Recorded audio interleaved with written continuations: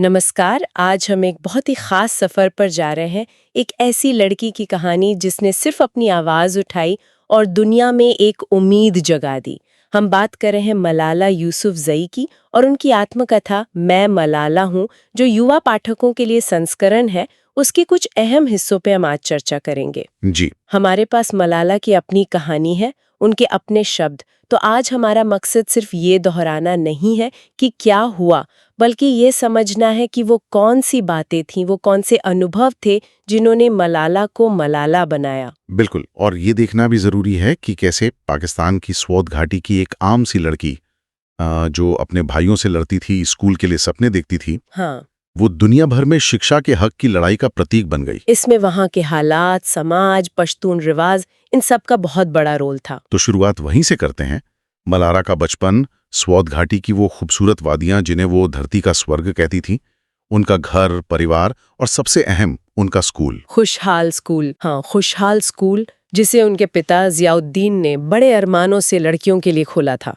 पर ये दुनिया हमेशा वैसी नहीं रही। मलाला अपने बचपन के बारे में बहुत बहुत लगाव से बताती हैं। स्वात की सुंदरता, परिवार का साथ, अपने भाई खुशहाल और अटल के साथ वो नोक-झोंक, क्रिकेट खेलना। हाँ, आम बच्चों की तरह। बिल्कुल। और उनके पिता जियाउद्दीन, वो तो उनके हीरो थे। उन्होंने न सिर्फ स्कूल खोला, बल्कि मलाला को भी बहुत हौसला दिया। उनका नाम भी तो पश्तून नायिका मलाला ही के नाम पर रखा था। जी। और ये अपने आप में एक बड़ी बात थी। वहाँ के समाज में जहाँ पश्तून वाली कोड था, मतलब उसमें मेहमान नवाजी जैसी अच्छी चीजें भी थीं, पर बदला जैसी मतलब बदले वाली परंपराएं भी थी। अच्छा। और मलाला ने बचपन में इसे नकारा था। वो गुड़िया चुराने वाला किस्सा है ना, जी। जब उन्होंने सफीना की गुड़िया चुराई और फिर माफी मांगना बेहतर समझा बदला लेने के बजाय। हाँ, याद है। और उनके पिता ने भी रिवाजों को तोड़ा। वो फैमिली ट्री वाली बात, सदियों से सिर्फ मर्दों के नाम लिखे जाते थे, उन्होंने मलाला का नाम भी उसमें जोड़ा। तो ये सोच घर से ही पनप रही थी। और स्कूल में भी मलाला कोई पीछे रहने वाली नहीं थी। वो मलकाए नूर से उनका कंपटीशन चलता था। हाँ, जबरदस्त। एक बार सेकंड आने पर रो पड़ी थी। पर उनकी एक खास दोस्त थी, मोनिबा। बहुत गहरी दोस्ती थी। जी। लेकिन एक चीज ने उन्हें अंदर तक हिला दिया था, जब उन्होंने कूड़े के ढेर पर बच्चों को कुछ उठाते हुए देखा। हाँ, वो रोटी के टुकड़े बीन रहे थे शायद। हाँ, वहीं से उन्हें लगा कि कुछ करना है। वो जादुई पेंसिल वाली बात। वो जादुई पेंसिल की चाहत ये दिखाती है कि उनमें बहुत कम उम्र से ही नाइंसाफी के खिलाफ एक एहसास था, एक बेचैनी थी। सही कहा। और ये एहसास और गहरा हुआ जब वो अपने गांव शांगला जाती थी। वहां उन्होंने देखा कि लड़कियों को स्कूल भेजना कितना मुश्किल है, कितनी कम सहूलियतें हैं। उनकी अपनी माँ तूर पे काई, वो पढ़ी लिखी नहीं थी, हाँ, रही थी। तो शिक्षा उनके लिए सिर्फ किताबी बात नहीं रही, वो जिंदगी की जरूरत बन गई। लेकिन फिर हालात बदलने लगे। 2005 का वो भूकंप याद है? हाँ, बहुत तबाही हुई थी, खासकर नॉर्थ में। और उसी मुश्किल वक्त का फायदा उठाकर कुछ कट्टरपंथी गुट्स सामने आने लगे, जैसे तहरीके निफाजे शरिया मोहम्मदी, TNSM। जी, जिनका मकसद था शरिया का अपना वर्जन लागू करना। और वहीं से मौलाना फजलुल्लाह का नाम उभरा, रेडियो मुल्ला। रेडियो मुल्ला।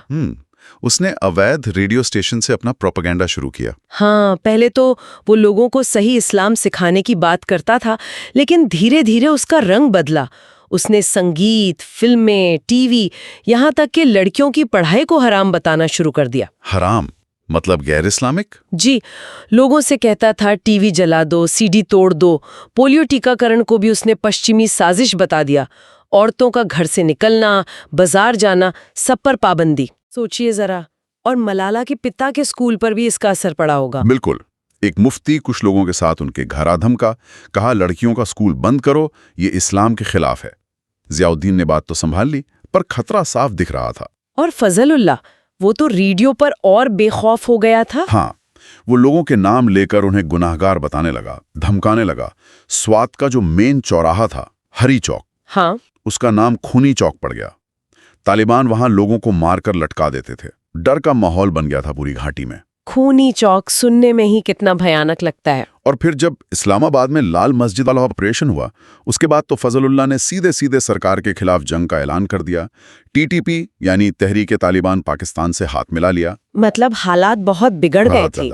स्वात घाटी लगभग तालिबान के कंट्रोल में आ गई थी। और जियाउद्दीन जैसे लोग जो खुलकर बोल रहे थे, उन्हें सीधी धमकियां मिलने लगी। स्कूल के गेट पर धमकी भरा खत मिला। क्या लिखा था उसमें? यही कि स्कूल बंद कर दो वरना तुम्हारे बच्चे तुम्हारे लिए रोएंगे। बहुत सीधी धमकी थी। इतनी धमकियों के बावजूद मलाला और उनके पिता वो रुके नहीं। मलाला उस वक्त सिर्फ 10-11 साल की थी, हाँ, बहुत छोटी थी।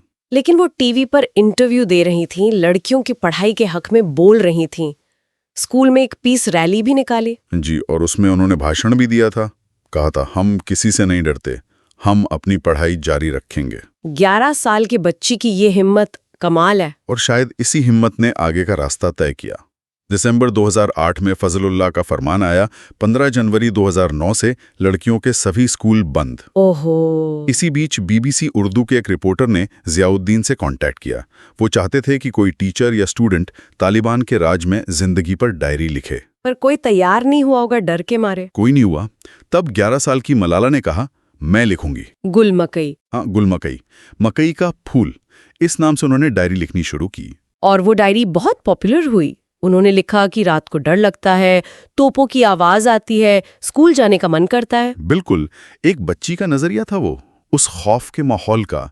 ये डायरी बीबीसी उर्दू की वेबसाइट पर छपी और काफी पढ़ी गई। फिर न्यूयॉर्क टाइम्स की वो डॉक्यूमेंट्री आई, क्लास डिसमिस्ड। जी, उससे मलाला की पहचान और फैली। हालांकि गुल मकई कौन है ये राज भी धीरे धीरे खुलने लगा था। ये सब सिर्फ 11-12 साल की उम्र में। ये सच में असाधारण बात है। ये सिर्फ लिखना नहीं था, ये एक तरह का प्रतिरोध था, आवाज उठाना था। हाँ, दुनिया को बताना था कि स्वात की लड़कियां पढ़ना चाहती हैं। 15 जनवरी आई, स्कूल बंद हो गए। मलाला कहती है वो उनकी जिंदगी का सबसे मुश्किल दिन था। पर कुछ हफ्तों बाद तालिबान ने थोड़ी नरमी दिखाई। कहा कि 10 साल तक की लड़कियां स्कूल जा सकती हैं। अच्छा। हाँ, पर मलाला तो 11 की हो चुकी थीं, लेकिन वो रुकी नहीं। वो और उनकी कुछ सहेलियां सादे कपड़ों में किताबें छुपाकर चुपके से स्कूल जाती रहीं। गुप्त स्कूल। हाँ, उनका सीक्रेट स्कूल। क्या हिम्मत थी। लेकिन ये राहत भी ज्यादा दिन नहीं चली। फरवरी 2009 में सरकार और तालिबान के बीच एक समझौता हुआ। स्वात में शरिया लागू करने की बात हुई। शांति समझौता। कहने को शांति समझौता था, पर तालिबान ने इसे तोड़ा। वो और ज्यादा जुल्म करने लगे, सरेआम कोड़े मारना, लोगों को धमकाना। वो एक लड़की को कोड़े मारने का वीडियो आया था। हाँ, उसने पूरे पाकिस्तान को हिला दिया था। बिल्कुल। फिर मई 2009 में फौज ने ऑपरेशन शुरू किया तालिबान के खिलाफ। हाँ, बड़ा मिलिट्री ऑपरेशन। मिंगोरा शहर जंग का मैदान बन गया। और मलाला के परिवार को भी घर छोड़ना पड़ा। हाँ, उन्हें और लाखों लोगों को। वो आईडीपी बन गए, मतलब अपने ही देश में शरणार्थी। कभी शांगला गए, कभी पेशावर, कभी एबटाबाद। बहुत मुश्किल वक्त था। 3 महीने बाद वो लोग वापस लौटे। जी, जब फौज ने मिंगोरा को तालिबान से खाली करा लिया। लेकिन वापसी भी आसान नहीं थी। घर टूटे हुए थे, स्कूल पर गोलियों के निशान। कुछ वक्त तो स्कूल में फौज का कब्जा भी रहा था। लेकिन जिंदगी फिर पटरी पर लाने की कोशिश हुई होगी। हाँ, धीरे धीरे। मलाला को डिस्ट्रिक्ट चाइल्ड असेंबली का चेयरमैन भी चुना गया। लेकिन फिर 2010 में वो भयानक बाढ़ आ गई और तालिबान का खतरा भी पूरी तरह खत्म नहीं हुआ था। इसी बीच मलाला की पहचान और बढ़ रही थी। पाकिस्तान सरकार ने उन्हें पहला नेशनल पीस प्राइज दिया। जी, जिसे बाद में मलाला प्राइज कहा गया। लेकिन इस शोहरत के साथ खतरा भी बढ़ रहा था। तालिबान उन्हें वेस्टर्न एजेंट कहने लगे थे। हाँ, प्रोपेगेंडा शुरू हो गया था उनके खिलाफ। 2012 आते आते धमकियां बहुत बढ़ गईं। ऑनलाइन जान से मारने की धमकियां। मलाला तो हिम्मत दिखा रही थीं, पर उनके पिता जियाउद्दीन जी जरूर बहुत परेशान होंगे। बहुत ज्यादा। उन्होंने अपनी आदतें बदलीं, घर आने जाने के रास्ते बदले। मलाला को भी बुरे सपने आने लगे थे। उन्हें लगता था कुछ बुरा होने वाला है। और फिर उनके पिता के एक दोस्त पर हमला भी हुआ। जी, जायद खान पर। वो भी तालिबान के खिलाफ बोलते थे। डर और बढ़ गया। और फिर वो दिन आ गया, 9 अक्टूबर 2012। हाँ। मलाला स्कूल बस से घर लौट रही थी इम्तिहान देकर। बस उनके घर के पास पहुंची ही थी कि रोक ली गई। एक हथियारबंद आदमी बस में चढ़ा। हाँ, नकाबपोश। उसने पूछा, मलाला कौन है? और किसी ने बताया नहीं, पर शायद कुछ लड़कियों की नजरें उस तरफ उड़ गईं। और उसने गोली चला दी। 3 गोलियां। एक मलाला के सिर में लगी, बाईं आंख के पास। उनकी 2 सहेलियां शाजिया और कैनात, वो भी जख्मी हुई। यह हमला सिर्फ मलाला पर नहीं था, ये उस आवाज पर था जो वो बन गई थी। ये लड़कियों की पढ़ाई के हक पर हमला था। तालिबान ने सोचा होगा गोली से ये आवाज बंद हो जाएगी। मलाला की हालत बहुत बहुत नाजुक थी। उन्हें पहले स्वात, फिर पेशावर, फिर रावलपिंडी के मिलिट्री अस्पताल ले जाया गया। डॉक्टरों ने कमाल का काम किया। उनके दिमाग की सूजन कम करने के लिए ऑपरेशन करना पड़ा। खोपड़ी का एक हिस्सा निकालना पड़ा। पूरी दुनिया में दुआएं हो रही थीं। जी। और फिर उन्हें बेहतर इलाज के लिए एयर एम्बुलेंस से यूके भेजा गया, बर्मिंघम के क्वीन एलिजाबेथ अस्पताल। जब उन्हें होश आया होगा, क्या बीती होगी उन पर। सोचिए, एक अनजान जगह, बोल नहीं पा रही, धुंधला दिख रहा है, सिर में भयानक दर्द, और सबसे बड़ी चिंता अपने अब्बा की। उन्हें पता ही नहीं था कि उन पर हमला हुआ है, और वो ब्रिटेन में है। और उनकी चोटें? डॉक्टरों ने बताया कि गोली ने चेहरे की नस को डैमेज किया है, सुनने की शक्ति पर असर पड़ा है। वो खोपड़ी का हिस्सा वो उनके पेट की स्किन के नीचे रखा गया था, सुरक्षित रखने के लिए। ये सब जानना उनके लिए बहुत मुश्किल रहा होगा। 16 दिन लग गए उनके परिवार को बर्मिंघम पहुंचने में। हाँ, वो मुलाकात बहुत इमोशनल रही होगी। वहीं उन्हें पता चला कि उनकी कहानी कैसे पूरी दुनिया में फैल गई है। हजारों खत, कार्ड्स, गिफ्ट्स आ रहे थे। दुनिया भर के लोग उनके लिए प्रार्थना कर रहे थे। बर्मिंघम में उनकी और भी सर्जरियां हुईं। कई हुई। चेहरे की नस को ठीक करने के लिए, सुनने के लिए कॉक्लियर इम्प्लांट लगा, और फिर वो टाइटेनियम प्लेट लगाई गई खोपड़ी में। लेकिन धीरे धीरे वो ठीक होने लगी। हाँ, फिजियोथेरेपी और उनकी अपनी हिम्मत, कमाल की इच्छा शक्ति थी उनमें।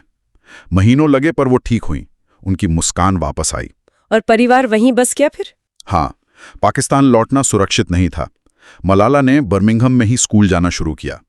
एक बिल्कुल नई दुनिया थी उनके लिए। अलग माहौल होगा, बिल्कुल शांत, व्यवस्थित। जी, लेकिन शायद अकेलापन भी महसूस होता होगा। उन्हें अपने घर की, अपनी सहेलियों की, स्वाद की बहुत याद आती थी। और एक और मुश्किल थी, पाकिस्तान में कुछ लोग उनकी आलोचना कर रहे थे। हाँ, उन्हें वेस्ट का एजेंट कहा जा रहा था। ये भी एक लड़ाई थी उनके लिए। ये दिखाता है कि उनकी लड़ाई सिर्फ तालिबान से नहीं थी। लेकिन मलाला रुकी नहीं। बिल्कुल नहीं। ठीक होने के बाद उन्होंने अपने मिशन को और आगे बढ़ाया। मलाला फंड शुरू किया गया। हाँ, जो दुनिया भर में लड़कियों की शिक्षा के लिए काम करता है। और फिर आया उनका 16वां जन्मदिन, 12 जुलाई 2013, जिसे यूएन ने मलाला डे घोषित किया। और उस दिन उन्होंने संयुक्त राष्ट्र को संबोधित किया, न्यूयॉर्क में। वो एक ऐतिहासिक भाषण था। वो गुलाबी शॉल ओढ़े हुए थी, जो कहते हैं बेनजीर भुट्टो का था। अच्छा। और उन्होंने दुनिया के नेताओं से कहा, एक बच्चा, एक शिक्षक, एक कलम और एक किताब दुनिया बदल सकते हैं। क्या लाइन थी। सच में।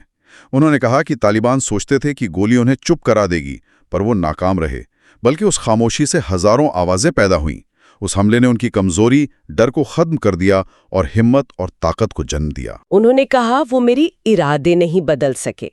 मलाला की कहानी वाकई उम्मीद, हिम्मत और शिक्षा की ताकत की कहानी है। बिल्कुल। जैसा वो खुद कहती हैं, मैं मलाला हूं, मेरी दुनिया बदल गई है, लेकिन मैं नहीं बदली। और वो आज भी दुनिया भर में लड़कियों की शिक्षा के लिए एक बुलंद आवाज है। मलाला यूसुफजैगी ये कहानियां में याद दिलाती है कि हालात चाहे कितने भी मुश्किल क्यों ना हो, एक आवाज में बहुत ताकत होती है। और शिक्षा का अधिकार ये सिर्फ एक नारा नहीं है, ये शांति और तरक्की की बुनियाद है। हाँ, और ये कहानी हमें सोचने पर मजबूर करती है कि जब अपनी जान का खतरा हो, तब भी अपने और दूसरों के हक के लिए, खासकर शिक्षा जैसे बुनियादी हक के लिए खड़े होने का आखिर मतलब क्या है। ये एक सवाल है जो मलाला की विरासत हमारे लिए छोड़ जाती है। हमें इस पर सोचना चाहिए।